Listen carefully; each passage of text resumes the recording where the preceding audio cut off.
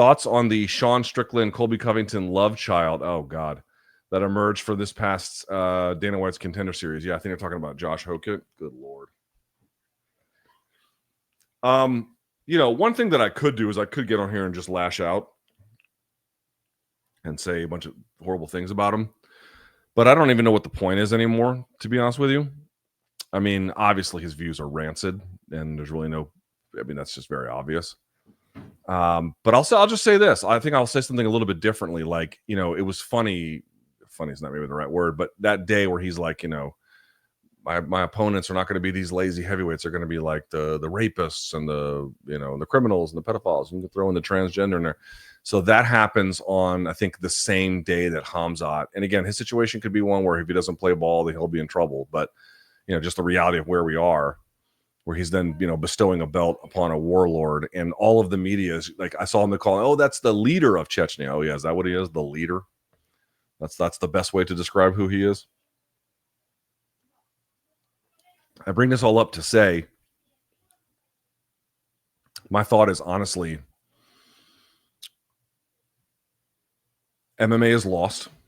Combat sports is lost too. I mean, there's the Saudi takeover in boxing is essentially complete. They're about to rip up federal law.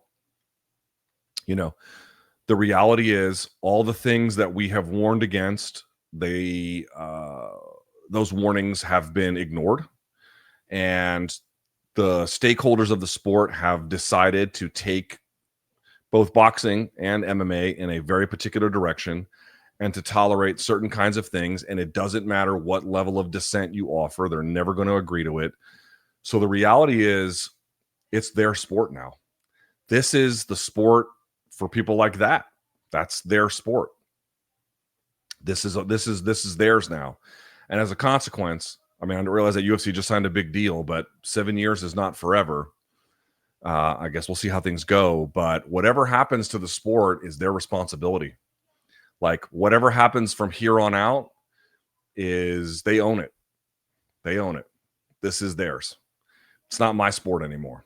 You know what I mean? And then not to, I mean, some level it never was, but you know what I mean? Like, the thing that the project that I felt like I was a part of building doesn't exist anymore. It's gone. It's finished. And there's a new thing being built, and that's their responsibility. That is what they don't care about critical pushback. They don't care about the risks that it runs. They don't care about who they're attracting. They don't care about what kind of messaging they don't care about none of that shit. It's theirs. It's totally theirs. They've been warned.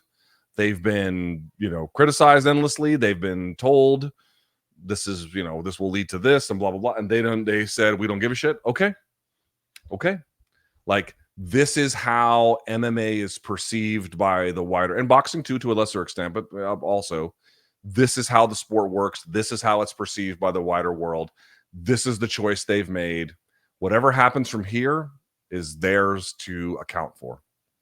It's as simple as that. Like any amount of protest about any of these figures will do nothing, right? And even if you showed it to the people beyond the scope of MMA, like, hey, normal people, look at what's happening over in MMA. We tried that, and they get horrified by it, and then they just check out. Like, they don't actually want to do anything like, they're not invested in the sport in a way where they want to clean it up or whatever. They just walk away from it. And so you either get people who walk away from it, or you get people who think it's all great. And the people who think it's all great have won.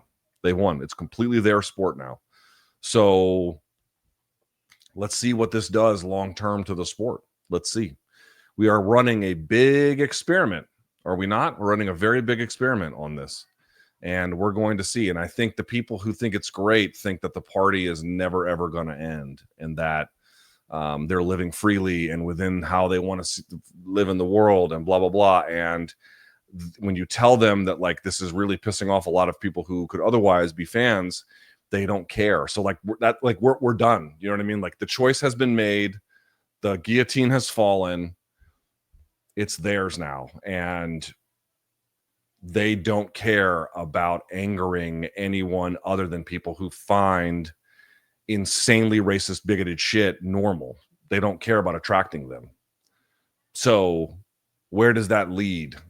I guess it depends a lot on how the country goes and what happens with the television deal. There's a lot of factors, but they own it. They own it. Whatever happens next, they own it. All theirs. So I think I'll be able to judge what all of this means, you know, in maybe 10 years or so. We'll be able to look back and say, you know, these choices that they made led to a very good outcome or led to a very bad outcome. And honestly, I don't know what the answer is going to be, but I just know that like raging against it, it does nothing. It just makes you feel bad and nobody listens. And then you get dogpiled online from freaks who have troubled relationships with anybody else in their orbit. And they want to tell you that it's all very normal. It's like deeply weird and fucked up, but deeply weird and fucked up that's the sport now.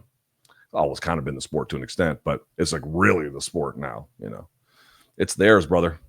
Like all you can sit and do is just kick your feet up and see what they do with it, because there's only two reactions. Either you think racist, bigoted shit is amazing and, you know, cool, or you tolerate it, or, you know, you look at that and you think, well, only a fucking moron troglodyte would ever tolerate or like something like that. Go fuck yourself and walk away. What happens from there? I guess we're going to find out. What do you think about the idea that men are not biologically wired for the modern world, and how do you personally reckon with any challenges that may create? I think it's a bunch of bullshit and a bunch of dudes who just don't. I can recognize that there can be real challenges that people face that require serious solutions. Like, you know, in a world where for men attaining status has value and status can be hard to achieve, what happens when a bunch of dudes don't get that status and what that means? Like, I'm not trying to dismiss the problem as something you can ignore, but as trying to be like, oh, they're not wired for the modern world. Yeah, I just don't any more than any other person is wired for an information warfare that we're all under, or any way that, you know, like being on your phone for 8 hours a day is bad for everyone. Yes, in that particular sense, it can be bad. But like, do I think there's some kind of biological inherentness that makes living happy, successful lives incompatible with being an adult in 2025? I think that's complete and total horseshit. And I think the people who are peddling that just don't have an ability to, they don't want to reckon with the real world. And so they want to make up reasons for why that they can't. I don't take that seriously even a little bit. Hey guys, thanks for watching the video. Please consider giving this a thumbs up as well as liking it. And if you want more of my politics coverage, go to the link in the description box for my Substack. Yes, go to my Substack. We might put a QR code on the screen here as well. Tons of exclusives, interviews, chat functionality with a whole different community over there. Tons of fun stuff. Give it a look.